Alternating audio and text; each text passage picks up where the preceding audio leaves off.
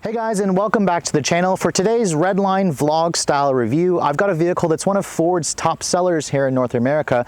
Right beside me is the 2020 Ford Edge Titanium. Now, as you guys know, when the Edge first made its debut back in 2006, it was known for being a rather edgy car, and this generation Edge has been out since 2015. Ford gave it an extensive overhaul last year. So as you can see, the 2020 model stays roughly the same, although there are a couple of key changes.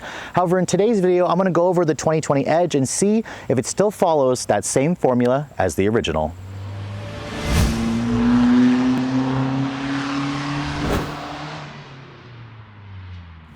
Now, of course, the edgy design of the Edge definitely was well noticed when this car first came out about 14 years ago. Remember, this was one of the first mid-size crossovers to come out. The Nissan Murano was technically the first one. And I have to say, for the second generation Edge, Ford definitely played it safe, although they gave it a pretty extensive overhaul in 2019. So as you can see, the 2020 model stays roughly the same in terms of the styling. Now, the last 2019 Edge that I showed you was the ST model. This is the more luxury-oriented titanium version, which doesn't have the ST's high-performance additions. Instead, this is designed to be a family crossover, something bigger than an Escape, but not quite as large as an Explorer, of course. You can see the titanium model adds some unique elements. The bright work in the Ford grille. It's got the standard LED headlights with LED daytime running lights and turn signals. You have LED fog lights, LED low and high beams. The headlights themselves, I believe, are also adaptive. This burgundy exterior color is not my preferred choice. It kind of reminds me of the Lincoln version of this car, which is known as the MKX, although it's just been renamed, of course, to be called the Lincoln Nautilus, which I showed you guys a full review. This titanium version has a unique set of 20-inch wheels. They're nickel finish, satin nickel finish. You can also go up to a 21-inch wheel if you guys go for the ST version of this car. 18s will be standard. And at 189 inches long, the Edge is smack in the middle in terms of mid-size crossover entries. Its wheelbase at 112.2 inches long is just supposed to be right-sized for most American families. You can see the jelly bean shape of the Edge has been around for over a decade, so this look is very familiar to a lot of people. It's probably why Ford sells over 130,000 of these every year. You can see those extensively redone taillights were introduced last year. They're a full LED design. The titanium version has a titanium badge with a nicely integrated dual exhaust outlet with its own unique look to the rear bumper. And in terms of the cargo capacity, the higher trims of the Edge will come with a power tailgate, which actually moves pretty quickly, and you get more cargo space versus an Escape, of course, just under 40 cubic feet. With the second row seats up. There's no third row in an Edge. If you want to fold down those second row seats, Ford says you get just under 74 cubic feet of space. Now, moving on to the interior, you can see Ford did not make any changes to the Edge on the inside for 2020, although they did make slight changes for 2019. Obviously, I'm in the titanium version. It has a matching burgundy two-tone interior to the exterior color of this thing, which I'm not a fan. Again, it kind of makes the car feel like an old man car, so I would recommend going for a different color combination. That's going to come down to your specific taste. When I step inside the Edge, you can see the interior does feel rather open and airy, which is probably a good thing, especially for people looking in this particular segment. When I shut the door, it has a relatively solid sounding thunk, so that's all going to add to the impression of quality. Let me turn on the car because it's bloody hot out here and it's almost it's 91 degrees outside. You do have cooled seats, heated seats on this titanium model, which is definitely nice. Dual zone automatic climate control. You have 3-person memory on the driver's side. These seats are also about a 12-way power adjustment, and they are relatively comfortable, supportive, and I kind of like the two-tone. I just don't know if I like the burgundy on burgundy. It's just not my specific taste. And this interior definitely is starting to look a little bit dated. In a world full of those floating tablet-style screens, some of you may find this, integrated screen much more, to your style, although you can't deny that this is looking a little bit on the older side. The materials you can see are soft touch injection molded plastic on the door panels, some stitching, and a nice leather covered area on your armrest. Window controls are up down automatic for the front. However, they're not for the rear, so only for the 2 front windows. A lot of the controls in here feel relatively high quality. This is all the usual typical Ford switchgear. The dashboard here has a soft touch injection molded plastic. This tries to look like carbon fiber. It actually does look pretty nice. Ford has gone away with all those touch sensitive buttons and the piano black on this part of the center console. You can see big volume knob here, although it's just a tuning button over there. buttons over, of course, for your climate control. The piano black plastic is, of course, on the lower part of the center console. This is for the 8-speed automatic, which has a rotary shifter. Ford has been starting to put this in over the years, of course, on a lot of their newer products. You can see my Tester does have a backup camera with trajectory and parking sensors. No 360 camera on this particular one, which I'm surprised. I don't believe the Edge offers a 360 camera. I'll have to double check that. It should, especially at this price point, but my Tester just doesn't have that option, of course, for the 360 camera. As you can see, it does have Sync 3 with Android Auto and CarPlay, although it's not wireless, and the graphics are looking rather old and crunchy on this particular model. Ford, of course, has a much better looking screen when you guys go for their newest infotainment system. This is also starting to look a little bit on the small side. I don't like the way these gauges look. This was introduced on the Fusion probably 7 years ago, and they just haven't aged well. The font looks rather cheap.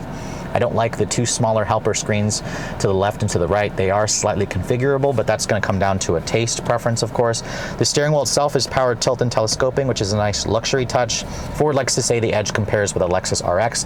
I would probably say it does not. It doesn't feel as luxurious in this car, although it does feel relatively roomy, but there are times when I'm driving the Edge and I feel like I'm driving a minivan. I just don't particularly like the feel that I'm getting with this car.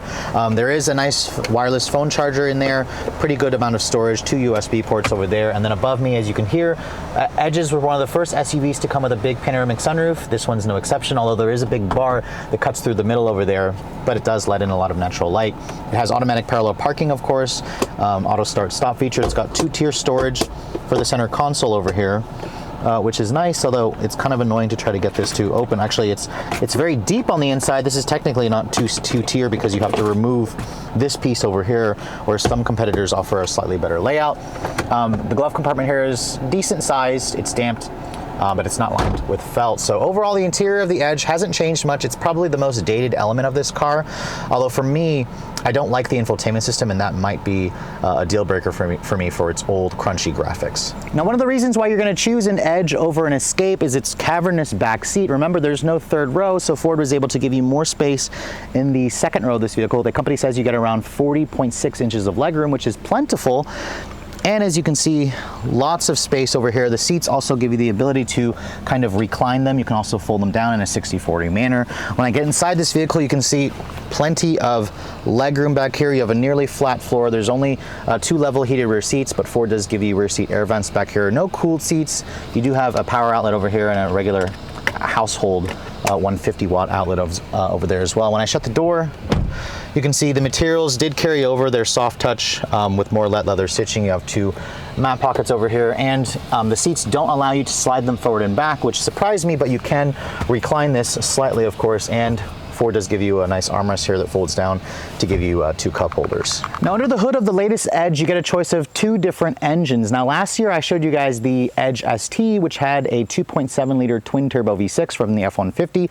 Most Edge models will have this powertrain. It's a 2 liter turbocharged direct injection 4-cylinder. It's part of their EcoBoost engine family, as you guys know. This is the base motor. Most Edges will have this powertrain unless you guys go for the ST. There is a new ST line, which has the ST's look minus the powertrain, of course, and the upgraded suspension. This powertrain makes 250 horsepower and 280 pound-feet of torque. It pairs out through an 8-speed torque converter automatic transmission, of course. All the engines will have an 8-speed auto. Front or all-wheel drive, like my Tester, of course, is optional. Edges will tow a maximum of around 3,500 pounds, and fuel economy is rated at 21 in the city and 29 on the highway. Drops to 19.26 if you guys go for the ST model, of course, with its V6 engine. Edges, of course, are also rather heavy vehicles. This one, as it sits, weighs around 4,122 pounds. The ST version is about 400 pounds heavier.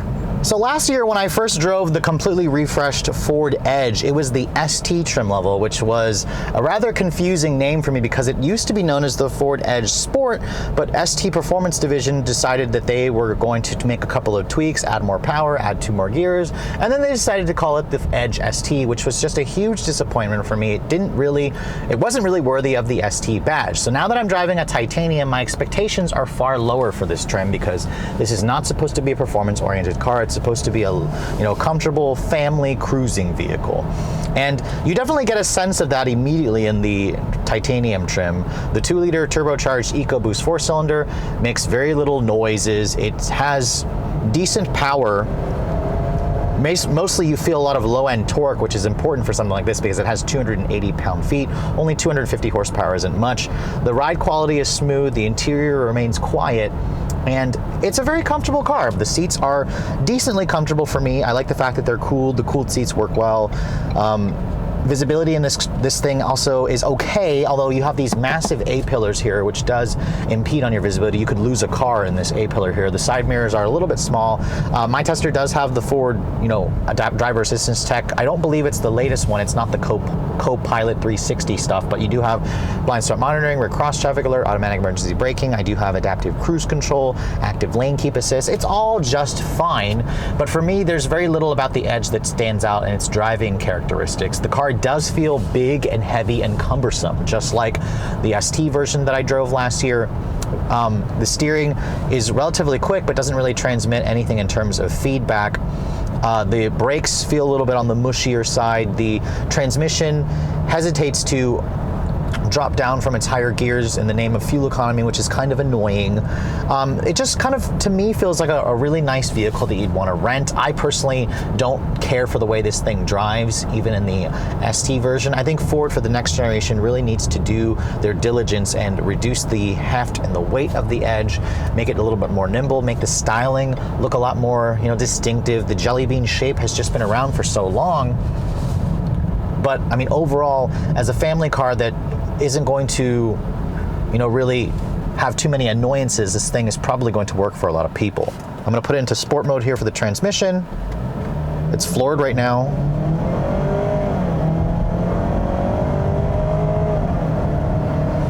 And with the 2-liter EcoBoost, it feels like it gets to 60 in just around 8 seconds. It's perfectly adequate, perfectly fine. Keep in mind that the ST version with its 2.7 should do that time in around 6 seconds, so it's significantly faster, like 2 seconds faster to 60. The 2-liter also makes very little in terms of engine noise. Again, it's, compared to, the Subaru Outback, the Honda Passport, the Chevrolet Blazer, the Toyota Venza, that's also a new competitor, although that only comes with a hybrid. The Edge definitely feels bigger, but there's just so many good choices out there now as this segment continues to grow. A little sluggish until the turbo kicks in, but it is not bad. Everything about this car is just middle of the road, and there isn't really anything that stands out to me. And if that's what you're looking for, the Edge is probably going to be your cup of tea.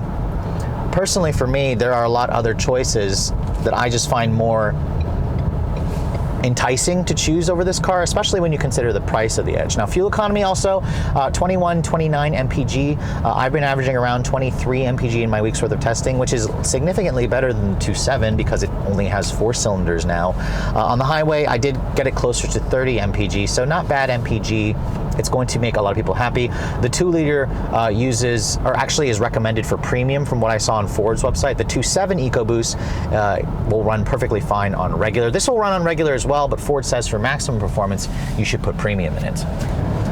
I mean, even when you're driving a little more aggressively, the transmission just shifts very slowly. It also kind of hesitates constantly to downshift. I have to floor the throttle to get it to actually respond. And then there are paddles on the wheel, which is really nice, although they just respond really slowly. Again, this is not a performance-oriented car by any means. But if you guys go for the ST version, obviously, it gives you more of that performance edge. I mean, if I was going to go for this car, I probably would just go for the ST version of this thing, but it can get super expensive, and is it really necessary in this segment? You don't buy these for high-performance models. You buy them because they're spacious, comfortable, roomy, efficient, practical. I mean, that's the reason why you'd go for this over something smaller like an Escape.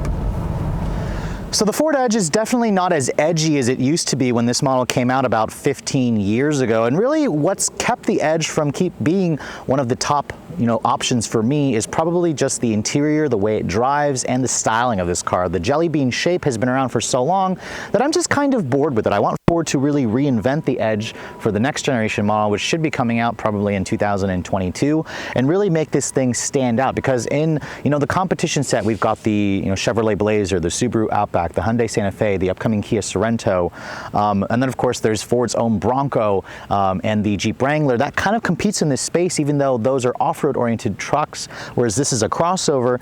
There's little reason for me to choose the Edge aside from the fact that it's a familiar choice, but for me, I just don't like the way it drives. I'm not a fan of the styling. I'm not a fan of the interior. I think that the upcoming Kia Sorento, Hyundai Santa Fe, and Subaru Outback, and even the Honda Passport is probably a better option, even though the Passport is rather lame and it looks and drives kind of like a Pilot, which I have trouble distinguishing the two cars. But regardless, if you guys don't agree with my opinion, if you guys want to buy an Edge, this car starts at around $31,000. This titanium version that I'm showing you stickers for a much more expensive $47,000, but Ford does have some good incentives on these things, so you obviously can get these for a good deal. So it doesn't surprise me that the company manages to sell around 140,000 of these every year. But with all that said, I hope you guys have enjoyed my full overview on the 2020 Ford Edge Titanium. If you're also looking to see the latest cars I'm testing, be sure to follow me on Instagram at redline_reviews, like us on Facebook, and as always, guys, please keep subscribing to the Redline Reviews YouTube channel for all the latest reviews. Thank you so much for watching. I'll catch you all in the next video.